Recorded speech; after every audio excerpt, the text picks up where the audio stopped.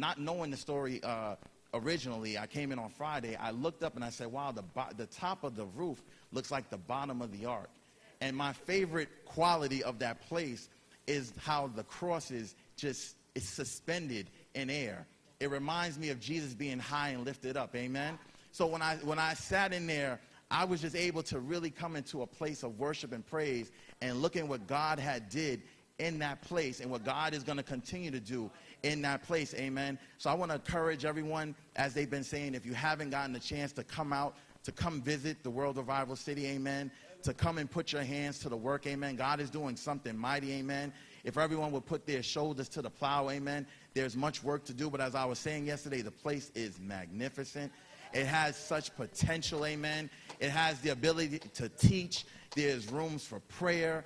My breath was taken away as I walked through. I told everyone I could tell, I have never in person seen a place such as that in person. I've seen it on TV.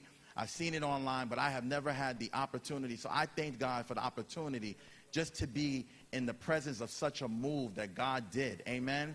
Amen. And I just want to encourage you all, amen, to get on board if you're not, to push however you can. I heard a word come forth yesterday talking about, whatever talents you have, to give them to the Lord. Whatever talents you have, to put it to the work. Amen. Whatever you can do. If you can draw, then meet with the leaders and find out how that can magnify the house. If you have the spirit of helps, then get with the leadership and find out how that can elevate the house. Amen. Whatever work, whatever talent you have, there's nothing too small to add to the house of God. Amen.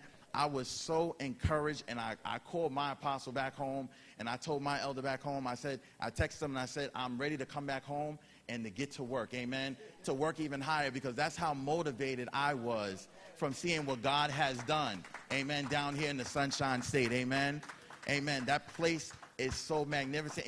It automatically took me back to the story of Noah with the ark, how God gave specific instructions on how the ark was to be built, and then the cubics, amen, and how he brought in certain animals and how the number of the animals was, amen. If each one would reach one, amen, if we would all bring one person in, amen, we could or multiply, amen, that house, amen. So I want to encourage everyone to, if we've read the story of Noah and the ark, maybe to go back into that story a little bit more as this building is coming more into play, to get more of a in-touch feel to what God is doing, because truly that is a move of God if I have ever seen one in my life, amen.